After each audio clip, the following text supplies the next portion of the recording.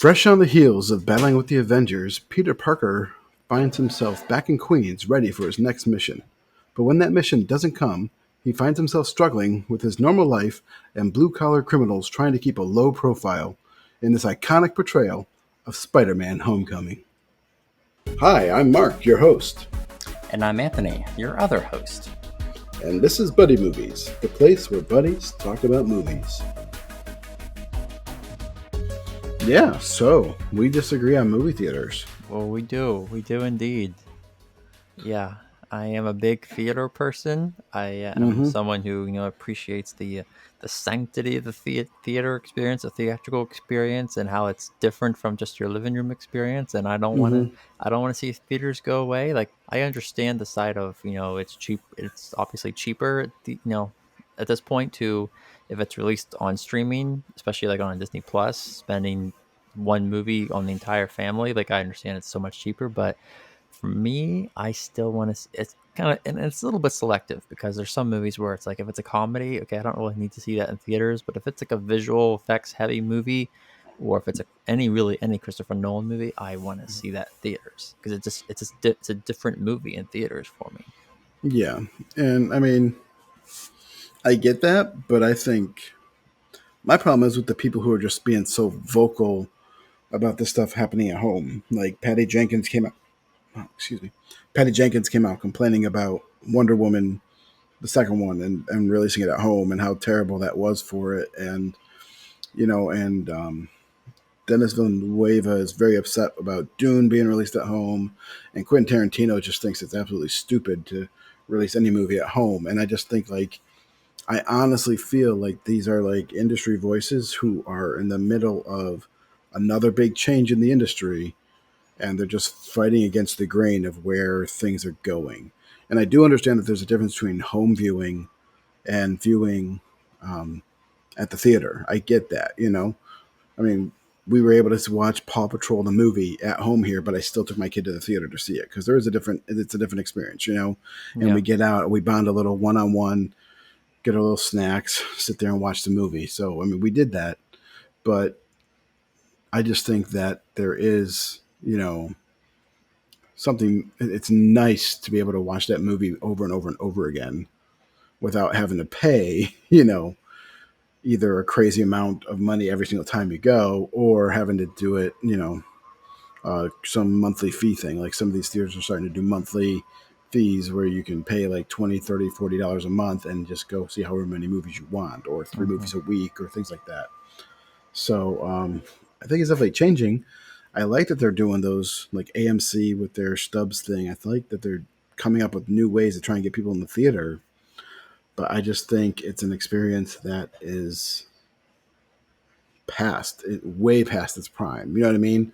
Like ticket sales, even now for the $1 billion movies, are not anywhere near what they were for like Gone with the Wind and things like that. Like because it used to be what people did on the weekends was they went out to movies. Back in like the 20s and 30s and things like that. They don't do that anymore. Like yeah, there's still a bunch of people who go, but it's not the same as everybody used to go. Everybody. Hmm. Because there was no entertainment at home. So now I just think they're competing with so many different things that to not find a way to embrace the home entertainment aspect of it, they're just going to hurt themselves. And I think there is a distinction between the types of movies, and maybe they should embrace that a little bit more. Like maybe stop sending all these rom coms to the theater because no one goes to see them. But things like Dune and large superhero movies, yeah, those get to see the theater. Yeah. Yeah, and also like I don't want like those heavy visual effects movies or those even those superhero movies like I still want that theatrical window where it's only in theaters for those several weeks, whether it's usually around I think it's 3 months now, where it's just in theaters because I still feel like pandemic, how this is going and everything. Obviously theaters box office is still very much down, and it was even declining before COVID even hit, but it really collapsed whenever COVID hit, and I I still believe in the theater experience. I still think once things calm down, I really do think people they they still, obviously won't go back to the days of, the Hollywood's golden age type of days, but Yeah, I still feel people will go out to the theater for movies. I still really do, because I still feel you're still never going to get that. You're just not going to get that theater experience in your home. And I still feel a lot of I want to feel like a lot of people are still like me, like that, who just love going to the movies, even if it's not a movie. Sometimes it's just not even a movie you really, really are dying to see. You just want to go out and, get out of your house, and but still see something and have that experience with other people. Because even like the Endgame, seeing Endgame in theaters, whenever I saw it multiple times, just seeing this, feeling the crowd reaction with the movie is something you're not yeah, going to get at home. You can yeah, only get that at the theater. And so yeah. yeah, That's true. that's not even counting, the technical aspects of the whole larger screen, the improved sound, everything like that. That's one thing, but just getting that, the crowd feel is just a whole new level, that really, and just the level of distraction. Like I'm one of those people who in the theater I'm the least distracted as far as my phone goes that I am anywhere else in life. Like I do not, unless I'm getting a call constantly, like someone's really, really trying to get me, I will not pull my phone out in the theater, because Mm, I'm just one of those people. And I feel like, and obviously not everyone's that way, but the theater is one of those places where you're just a lot less distracted, I feel.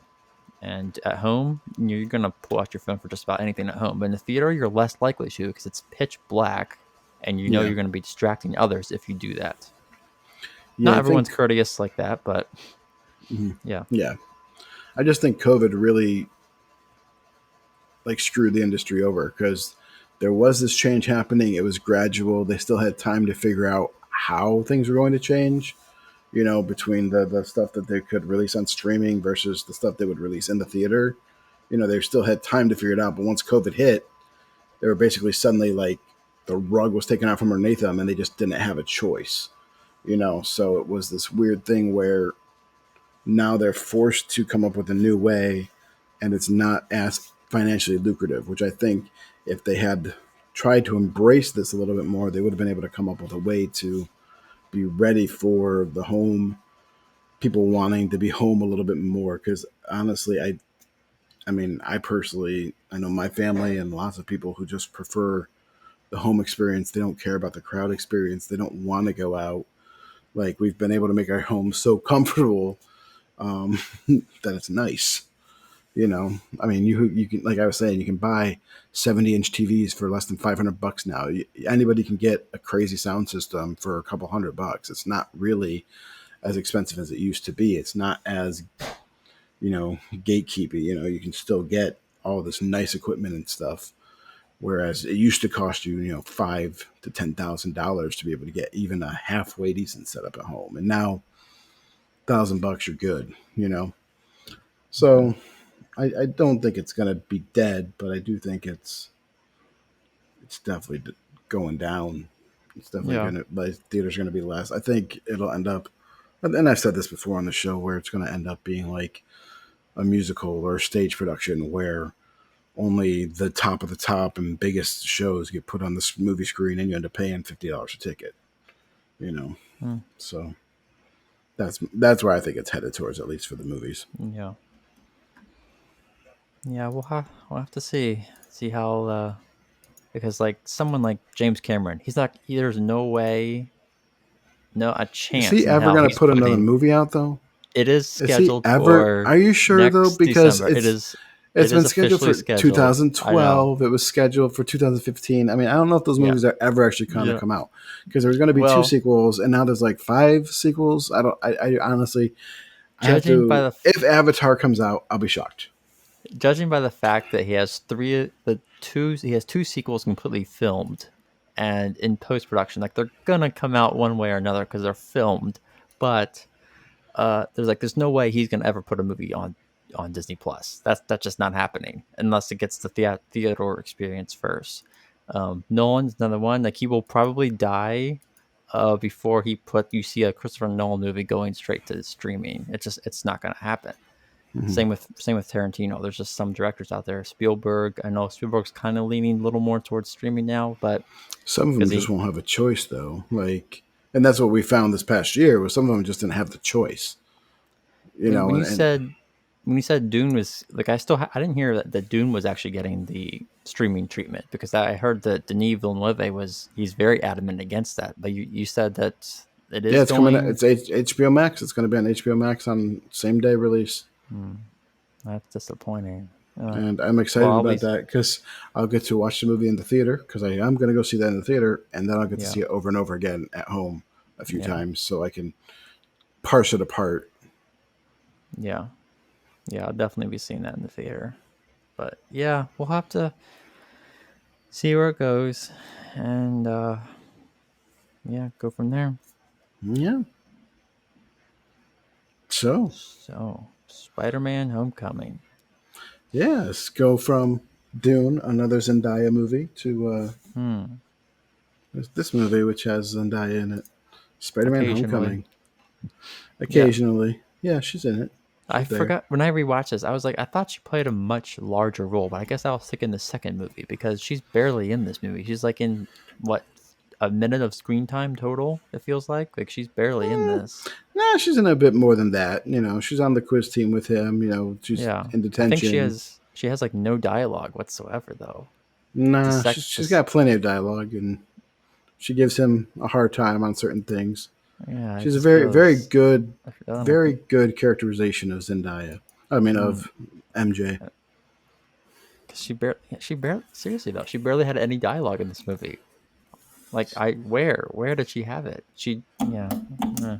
Well, I'll let you get It into. was impactful when it happened. It was impactful. Hmm. So, what makes Spider-Man: Homecoming one of the greatest, not just the best Spider-Man outing?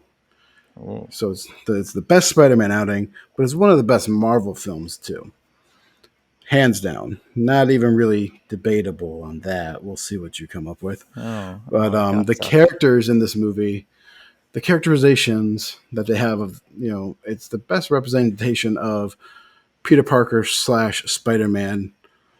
The other two just never quite got the full package of Spider Man. You know, the fact that he is supposed to be this dorky kid with these powers who, doesn't quite know what to do with them. And, the Spider Man, the other Spider Man, Andrew Garfield was way too cool to actually be, the geek Spider Man. And then Tobey Maguire was way super grown up, super polished in his abilities really fast, whereas this is Peter in his, beginning and in the way that most people know Peter to be. I'm like that we're back in high school again because we actually get to explore that period rather than, having a bunch of 30-year-olds looking who don't look like high schoolers as we had in The Amazing Spider-Man, or jumping past high school really fast like we did in Raimi Spider-Man. So this is the best representation of Peter, in my opinion. And then Adrian Toomes, the Vulture. Oh my gosh, what a villain. Michael Keaton knocks it out of the park here. We get to see, we just get to see a regular dude. They actually take a guy and they give him a sympathetic story and they show you what happens without telling you. They don't say, "Oh, well, this is what happened to him, and this is why you should feel." These are the horrible things that happened in his past, and that's why he should be a sympathetic villain. Here, take the sympathetic villain. They actually, for once, kind of make this relatable guy who is fighting for his family, who's just downtrodden by, Tony Stark and other rich people, government, bureaucratic stuff, and just trying to be a normal dude. And yeah, so I think their characters are just very relatable. And oh my gosh, like as a menacing villain, he's so great too because he's not he doesn't once he never freaks out. As much as things go wrong, he never like yells and screams. He just like gets really calm and very stern, and it's just so I don't know. I just thought it was amazing that they took Vulture, who's like this villain that no one really cares about, and they gave him the Doc Ock treatment, and they made him like this cool character who's connected to Peter, and it's just like, wow, this is actually a scary villain who has this like impactful presence there, you know, because they did the similar thing with like Doc Ock in Spider-Man 2, because Doc Ock is kind of like it's just kind of a goofy concept, you know, where you have just these arms and stuff like that, and that's his power. But they made it work, and they made the character Mhm. relatable in that because you know he had relationship with Peter. Mhm. So to me, it's like similar there. And then I also like what they did with the characters of like Happy and MJ, Ned, and Flash Thompson, because Flash Thompson, you know, none of the characters are over the top. You know, they don't have Flash Thompson being this big hulking like, oh, I'm a bully. He's still a bully. He's still a jerk to Peter, but he's just a dude who's a little bit more popular than Peter. You know, Peter's not like the super geek. You know, they're just not popular. They're just not the cool kids. You know, they don't have them being stuffed into lockers or you know like yeah. It's just to me, it's like this subtle, realistic portrayal of high school with superpowers in the background. Mhm. I like that they brought Happy back because he was a character who I thought had a lot to do with, in you know, in the Iron Man movies. He was in number one and two. In three, they kind of like pushed him to the side and ignored him.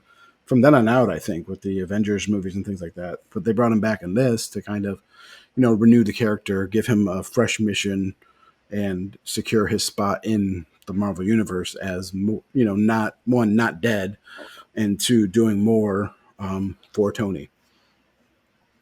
So characters, that's my first point. Second thing, I liked the lower stakes in this movie. This movie wasn't like every other Marvel movie where it's this world threatening, like, oh my gosh, huge villain causing huge problems. Why the heck aren't the other Avengers showing up in this solo movie? This movie was your friendly neighborhood Spider Man. You know, he's you know, Marvel just always has these high stakes, and it doesn't make sense that somebody else doesn't show up to help out, you know, Captain America or Iron Man or, you know, with the amount of bad that's going on with them. Um, you know, it's this low stakes. He's complaining about these little things that are happening in his neighborhood, telling Tony about it. Oh no, there's really bad stuff. But why would the Avengers care about that? You know, what I mean, it's not really global high stakes. You know, so you get to see this more personal story, this more small story that focuses on just a small group of characters. That's not like world-ending stakes. That's not like, oh my gosh, if Peter loses here, everything's going to be destroyed. You know, the world is ended. You know, so we get to step back and just see the world of the Marvel universe as like on the ground level a little bit, you know, and that allows them to make, you know, an actual teen comedy movie. You know, this movie is funny as all get out. They are purposely trying to be funny and not the typical funny that you get in a Marvel film. It's not the cynical, sarcastic one liners where everyone's quipping every other second of like, oh, here's, hey, let me have my moment of sarcastic joke. Here's my sarcastic joke. Here's my sarcastic joke. Hey, it's so quippy.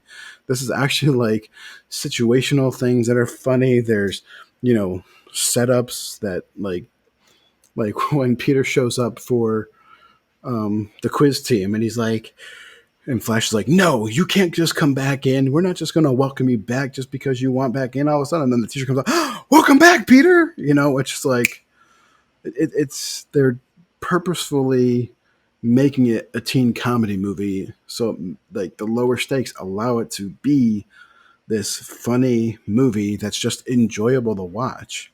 It's not, you know, it's just not a crazy wild action movie. It's a teen comedy movie.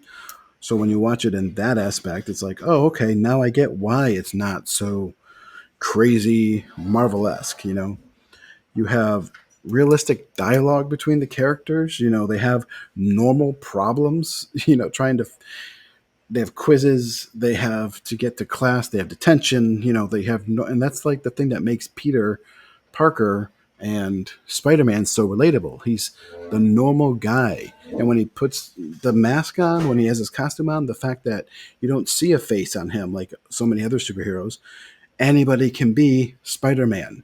And that's why it's so relatable as a character, and why this movie to me does such a good portrayal of that character. You actually have a character who's completely relatable. His um and he makes stupid mistakes. I love that Mm-hmm. he's trying to be a superhero and he makes stupid mistakes, like the guy who's trying to open his car up and he just webs him there and slams his head in the car, and all the neighbors are like, "What are you doing? That's his car. He just locked his keys inside." Like, to me that was Mm-hmm.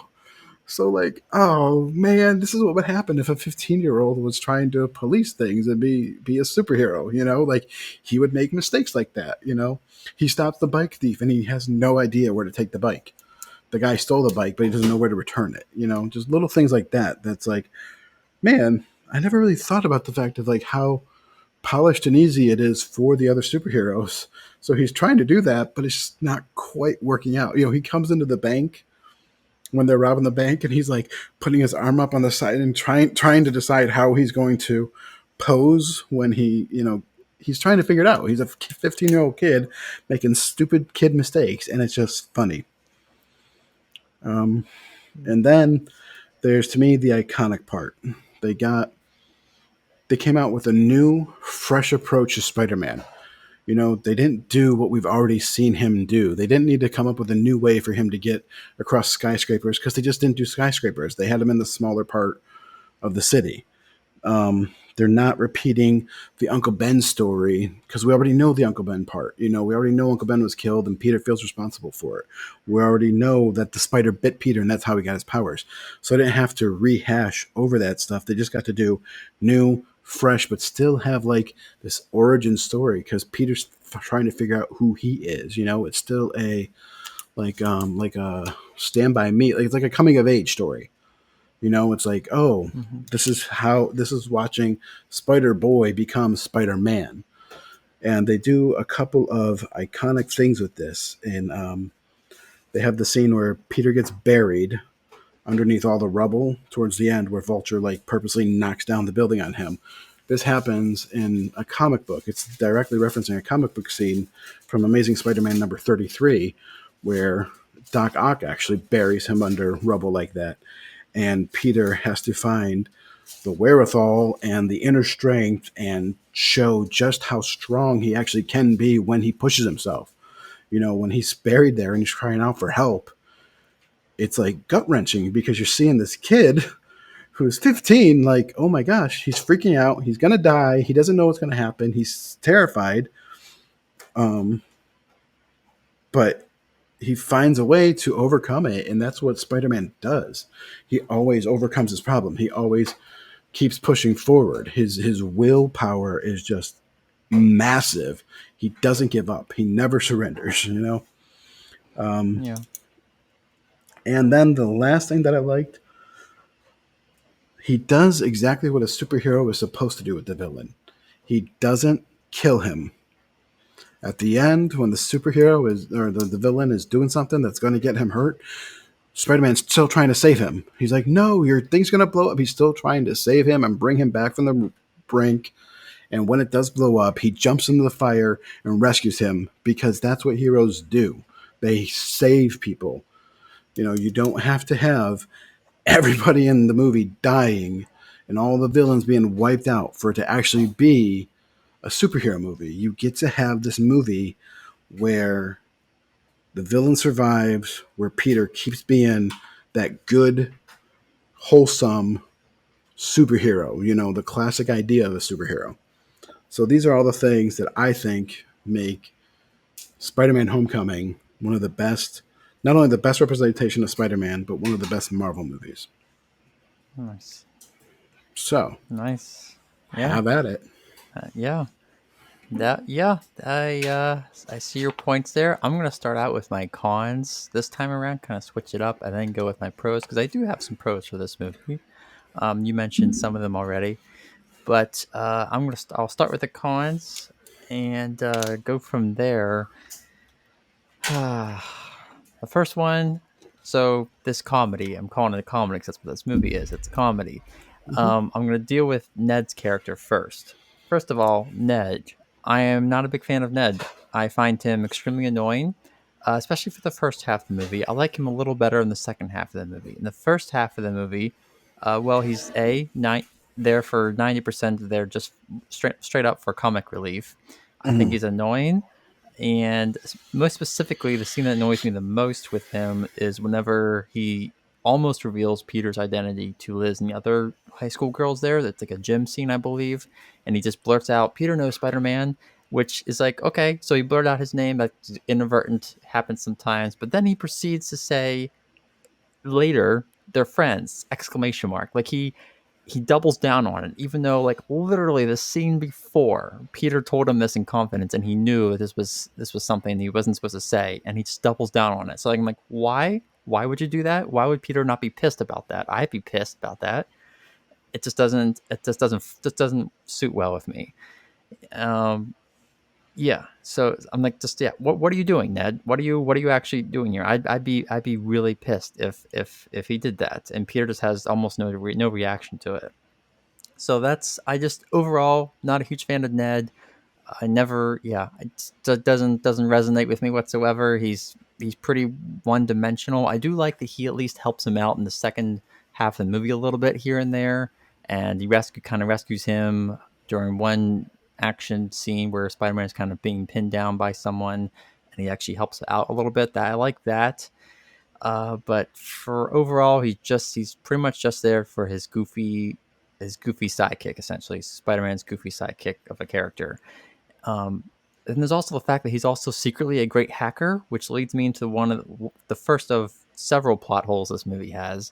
The fact that he is able to, in the words of the great Screen Rant pitch meetings, it's super easy, barely an inconvenience. The fact that he hacks into Tony Stark's suit, literally the suit that he gave Spider-Man, very, very easily, even though this Tony Stark we're talking about, one of the most brilliant minds on the face of the planet, and he hacks a high school kid, 15, 14 years old, hacks into it like it's nothing. I don't buy it. I don't buy it. And so that's part of that also flows into my dislike of Ned there. Just his character, I just don't like the writing with his character. I just find it a bit annoying, and just certain things just don't make sense for me writing wise there. Uh, Secondly, I have the Vulture and his weapons plot hole. So Vulture, who I'll get into this in my pro section later, great, fantastic performance by Michael Keaton. He's the standout in the movie. He's the highlight of this movie. Without him, this movie is very, very, very subpar. But he really saves this movie in that regard. Um, I still think he's a very cliche Marvel villain, and the fact that this is the fourth Marvel villain that Marvel has somehow spinned out, the fourth Marvel villain to come out from being wronged by Tony Stark. You had three Iron Man villains that came out and were wronged by Tony Stark, and they put in a fourth one here that's not even, well, I'll get into it, not even supposed to be an Iron Man movie, but they still made a villain out of someone who got wronged by Tony Stark. So it's still, writing wise, he's still, in my opinion, a pretty cliche Marvel villain, even though they give him that family backstory, so they flesh him out a little more. But writing wise, he's still very much still a Marvel trope that he's someone that's been wronged by Tony Stark. He's the fourth person to do that. So that still kind of bugs me. I wish they had provided some other different backstory for that, but they still go with the being wronged by Iron Man bit. Um, and so, but anyway, back to the plot hole. The fact that Vulture is, so he's selling these highly dangerous alien tech weapons to random criminals, but somehow no one seems to be noticing this. This goes on for almost 8 years, and he's selling them just to these random criminals, and somehow these mega weapons, who obviously stand out like a sore thumb, are noticed by no one in almost a decade. I don't buy it for a second. I there's no hiding them. They're extremely dangerous and don't obey the laws of physics or anything like that. And somehow they are completely under the radar until Spider-Man shows up and starts, investigating or, getting into them. So I find that to be another major plot hole. And yeah. And then the other major section that I had was uh, this being, I just labeled it Iron Man 4. So Iron Man is my favorite Avenger. This is not coming out of the fact that I don't like Iron Man. He is my favorite Avenger. I will watch. I like all three Iron Man movies. I like the first, the third, second one, not so much. But still, I love Iron Man. His character, really, his journey, his character arc journey throughout the entire MCU. He's my favorite Avenger, but while he technically does not have something I think we talked about, he doesn't technically have a lot of physical screen time in the film. He plays a huge role in this film. And when I last checked, this movie is supposed to be a Spider-Man movie, not an Iron Man film. That's why it's called Spider-Man Homecoming. But it's very much anchored, completely anchored by Iron Man. Without Iron Man, this film has no plot. Um, he's literally mentioned in what feels like every other scene, and he literally saves Peter's life. I'm going down to the rules that he does. He makes a Spider-Man suit for him. That happens before this movie. So there's one huge thing he does for Peter. He saves his life in this movie from drowning in that lake. So Peter owes his existence in the second half of this movie to Iron Man. Uh, Later, he bails him out of the ferry incident, which would have cost the lives of thousands of people, if not Spider-Man himself. Who knows? So he bails him out twice again. And his Spider-Man's whole inspiration from, which is actually, I do like this scene where Tony comes up to him and says, quote, "If you're nothing without the suit, then you shouldn't have it." So it's a good inspirational line that Peter later recollects when he's being, when he's buried underneath the rubble from whenever Vulture kind of collapses the building on him. And you could argue even that kind of inspiration kind of saves Peter in that way, if not physically, then emotionally. So Peter owes a lot in this movie to Iron Man. He's nothing Mhm. without Iron Man in this movie, and he just doesn't feel like his own. He doesn't feel like his own person. It feels like he's only growing because of his relationship with Stark, and just because of Stark's presence. And yes, I understand the whole they're setting up that father son dynamic and that relationship to kind of take the place of the Uncle Ben relationship, and uh, I just still feel like he's too reliant on Stark. And even in the end, when he rejects the Iron Spider suit, I'm like, okay, so he's not gonna go. He's moving away from the Iron Spider. But then later, what is it? The next, I forget where this took place. In Infinity War, he's donning the Iron Spider suit. I'm Mhm. like, what's wrong with just the normal Spider-Man suit? Is that not exciting enough for people? Like, why does he have to be linked and tied to the laces with Iron Man? I would like him to be more separate from Iron Man. Even though I love Iron Man, he's my favorite Avenger. I love him, but I would like to see Spider-Man go a little more solo. And this movie just they are joined at the hip. They are completely fused together. Literally fused together in this movie. There's no separating them. And I have a problem with that in this movie. I saw a meme this week that actually kind of speaks to that because I said, "What a hole Iron Man is," because he gives Peter, I have all the powers in the Marvel Universe, Parker, a magical suit to help him to be more powerful. Meanwhile, Hawkeye's still running around in his underwear pointing sticks at aliens. Yeah. Yeah. Uh yeah. Another thing I had was what was Iron Man put in this movie because was Marvel worried about the potential lack of box office receipts from this movie? Like why did they have to have Iron Man in this movie? Why can't this just be a Spider-Man movie?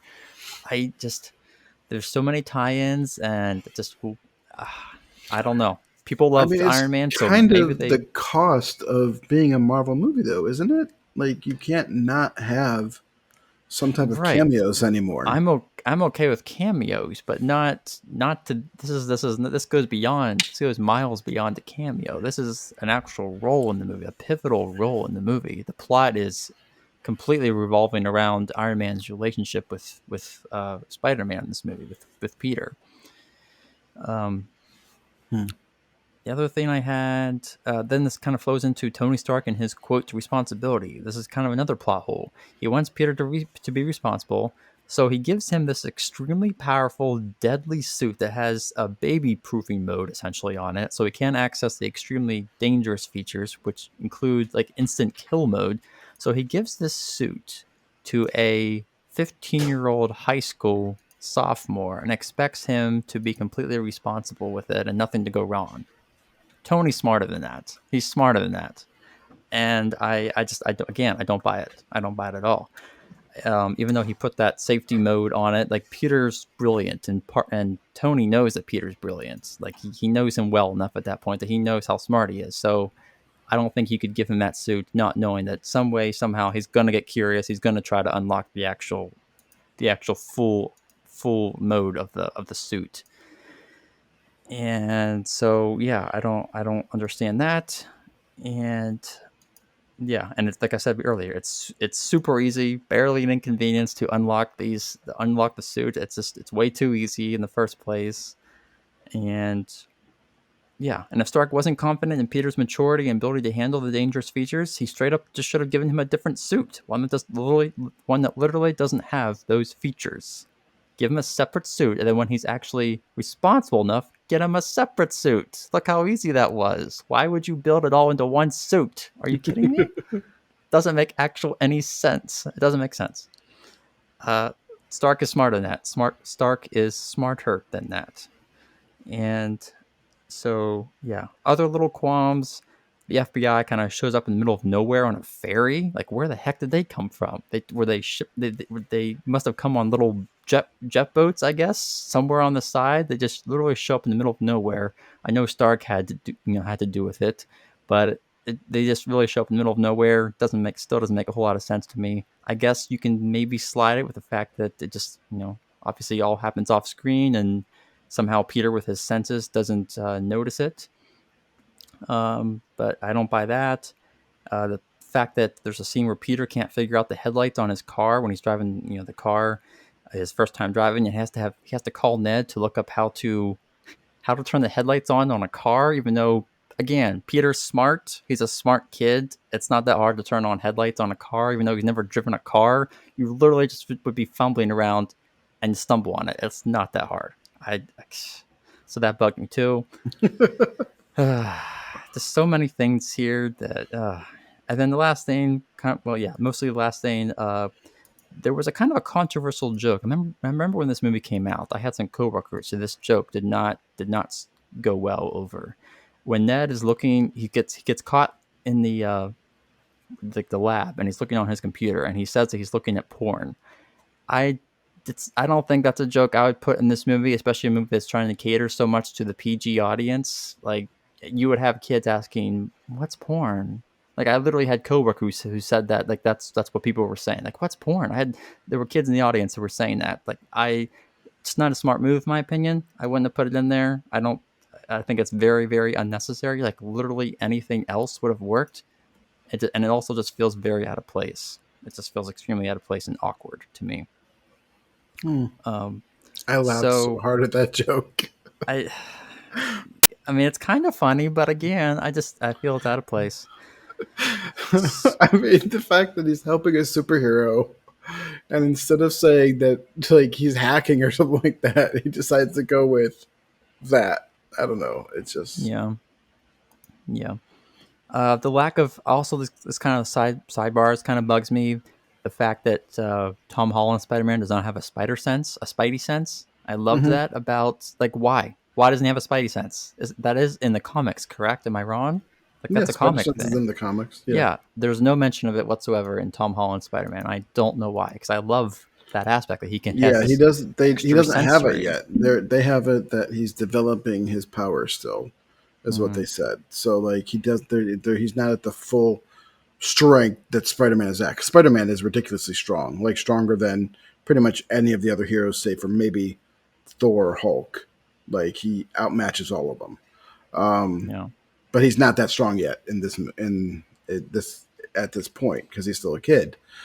They do the first time they show Spider Sense is in Infinity War, and they kind of show it where he's like in the bus, and like all of his hair stand on end, and he just like realized he knows something's going on, and that's when he notices the spaceship coming down, and he goes towards it. So that's yeah, like the first time they show Spider Sense.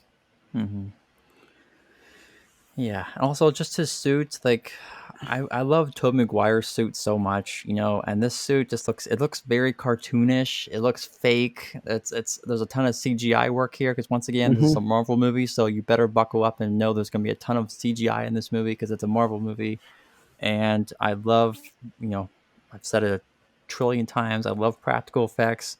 Why in the world would you have there's even CGI, they even use a CGI suit in scenes where you don't even need to have CGI. So why is it CGI? Like do they I can't decide if Marvel thinks we either can't tell, which is insulting, or that they don't care, which is just as insulting, if not more. I don't know. But it's very fake looking to me. I don't really like it. And that's just another thing. So so that kind of rounds up my cons. Like I said, I do have some pros though, believe it or not. I do have some pros. Um, so Tom Holland, well, he's my actually my I would say actually my least favorite Spider-Man. I know that's heresy. There I said it. While he is my least favorite Spider-Man, I do think he does a pretty good job here.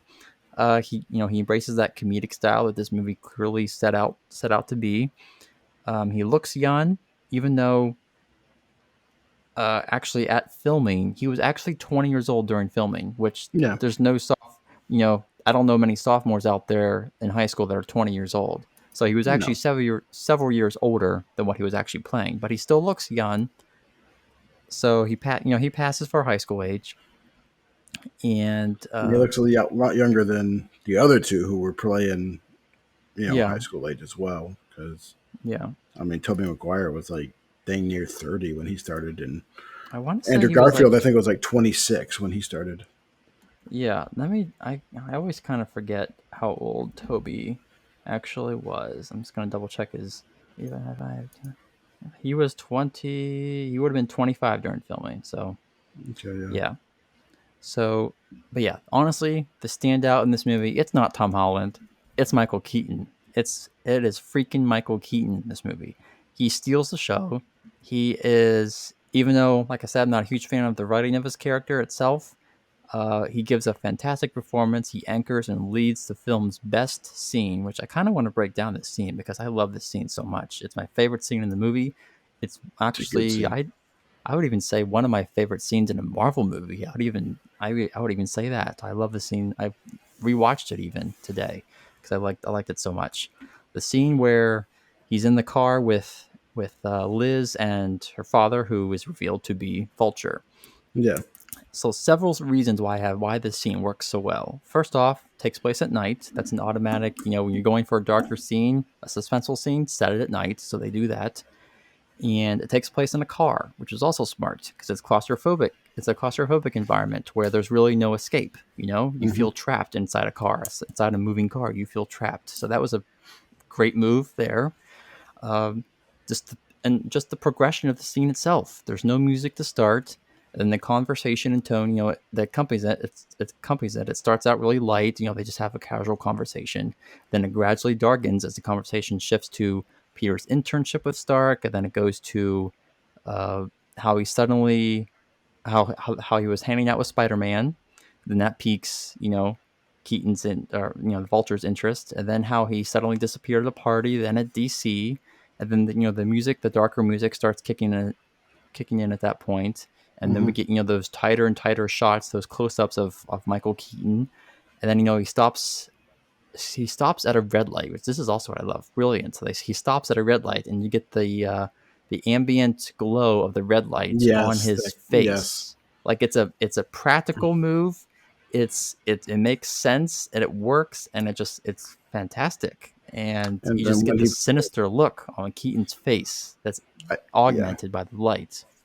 it's so good because I love when he gets it that, oh, this is Spider-Man. The Yeah. light shines green on him. Mm-hmm. So Yeah. you have that glow of green, and green is kind of like the iconic color for Spider-Man's villains. Mm. Doc Ock Yeah. wears green, Green Goblin obviously green, Vulture green. He's got a lot of Scorpion has a green costume at least in his original iterations. Yeah. But yeah, It is just a fantastic, well crafted scene. One, also it speaks to Keaton's performance. I was looking through some comments on YouTube about this, And one YouTube comment I really liked was they say, Keaton turns from charming to menacing in an instant. He turns on a dime in this scene. Like Hmm. it's that progression, but he really shifts over just the course of a couple minutes of this conversation, and I just love it. And like you were saying, it's very subtle. He doesn't raise his voice. It's this calm, sinister nature that you can tell is underneath that you're terrified of. Like you don't want to be trapped in a car with this guy, Yeah. and I love it. It works. It works so well for so many reasons on so many levels. So Yeah. um, yeah, so that's kind of what I had. Yeah, so I rank it personally. I probably rank it in the middle of the MC canon. There's better movies, definitely. There's definitely worse ones. But I honestly think I liked the second Spider-Man, Far From Home, better than this one because it kind of got more in depth with Peter's character. He seemed to be struggling more in the second movie than this one, so I liked it for that reason. Although I did miss Michael Keaton, obviously, in the second one, but yeah. So we'll see how the third one is, which I'm very much looking forward to. No Way Home. So because that'll definitely be tying in. I'm a Sam Raimi's Spider-Man trilogy is my favorite of the Spider-Man. So again, it's obviously going to be tied in here with the multiverse. So I'm very very excited to see that. And we've already seen from the teaser trailer. Spoiler alert if you haven't seen the teaser trailer, but that Doc Ock is back in it, and we'll have the Green Goblin back as well. So I'm very very excited for that. Might not be So the Green Goblin. well, it's his laugh and it's his grenades. And what's his name? Whenever the actor who played Norman, I'm drawing a blank on his name. Whenever he was asked if he's in this movie, apparently he gave like a pause and said, "No, I'm Willem not in the Dafoe. movie." Yeah, Willem Dafoe, which all just confirms that he's definitely in this movie. So yeah, yeah, I'm Because definitely looking forward to that. some people are thinking that it might be Ned, because Ned Leeds is a character who I don't know the full story, but Ned, his friend Ned, Yeah, um, Ned Leeds was a reporter at the Daily Bugle Google. in Spider-Man, and he gets captured by, I want to say, either the Hobgoblin or the Green Goblin, and basically gets tortured and brainwashed into becoming the next Hobgoblin. So like he stumbles upon the secret lair of the bad guy, and then gets turned into the bad guy by the bad guy. So Hmm. some people are wondering if maybe they're going to go down that route with this, and it could be interesting to see Ned actually be a villain. Yeah. So So yeah. that's just a theory, though. Hmm. Right. Lots of theories out there. I'm interested to see what they do with it all. I am. It's got me wanting to care more about Marvel Universe again. Because after Endgame, I didn't care anymore. I didn't even see Hmm. uh, Far From Home for like Mm. well over a year. I Yeah. just ignored it because I didn't care about anything after Endgame. I was just done. I was like, oh, Marvel's done. It's over. And then I don't know what brought me back into. Oh, I think I just owned it. So I want, being the completionist that I am, I wanted to see it. So I saw Hmm. Far From Home, and then yeah, and then with the Marvel TV shows that they've done, building up Yeah. to this multiverse thing. I don't know. I'm intrigued and wanting to get back in Yeah. now. Yep. I, And they sucked I think the us COVID year back in. helped, because Yeah. if I didn't have that year off of all the Marvel stuff, then I probably would not be back into it. It was definitely an overload, but now it's like, okay, let's see how far we can go into this. Hmm. So we'll see what they do with that multiverse thing. Definitely. So So that's Spider-Man: Homecoming. no trivia, huh? Oh, I did not do trivia for this one. I was like, this is your pro. I wasn't sure if you were providing trivia, and I spent so much time on my on my Yeah, notes. I was like, I'm done with this movie. I I'm spent done. so much time getting angry at this movie I that really did. I was just completely done. Yeah, I do not have any trivia in my notes for this one. I'm not sure if you have anything that's um, I don't know. I mean, yeah, Holland was. Did read something about his casting. He had said several years before this movie. He's like, when asked when he was, I think it was Yeah, would he 2010 or want to? 2011. He was like, "What do you want to play in a future role?" He's like, "Well, I always wanted to play I want to play a superhero. I would like to play Spider-Man." And eventually, he did. He did. Yeah, Yeah. yeah, reboot of a reboot. Yeah, he said Mm-hmm. all that. Jennifer Connelly voices Spider-Man's computer Karen. Her husband Paul Bettany Oh yes, I did read that. voices Iron Man's Jarvis. So that's kind of cool. And she also played Betty Ross in the Hulk 2003 movie. So Okay. yeah, so that's kind of like a superhero connection there. Um, Mm-hmm. Pepper has a cameo in this movie, even though she doesn't remember it. So there's yeah, something. she didn't remember that cameo because they filmed so many things together. Uh, Yep. Spider-Man never punches any of the villains in this movie. He doesn't punch anybody. He either webs them or kicks them, but never Hmm. once punches anybody in the whole movie. I see. Okay. And his homemade Spider-Man costume is the costume of Ben Riley, who is the Scarlet Spider. So it kind of resembles that version of Spider-Man, but that's a whole. I'm not even going to go into the character, but Yeah. there's so much stuff going on there that it'd just be take forever to explain. But yeah, so just a couple little things like there. I do Yep. like the Spider-Man has always been one of my favorite comics. He is Mm-hmm. one of the best characters out there. I like that they had him nervous talking. I like that they got into the funny parts of Spider-Man because that's one of the things that has been missing. I like the epic battles on the Sam Raimi films. You know, he does have a great way of making you feel like, oh my gosh, this action, you really don't know if Spider Man's going to live or die. You know, he's good at that part of it. But I did miss the fact that Spider Man has always been a lighter comic, a lighter story. They literally have a scene where, and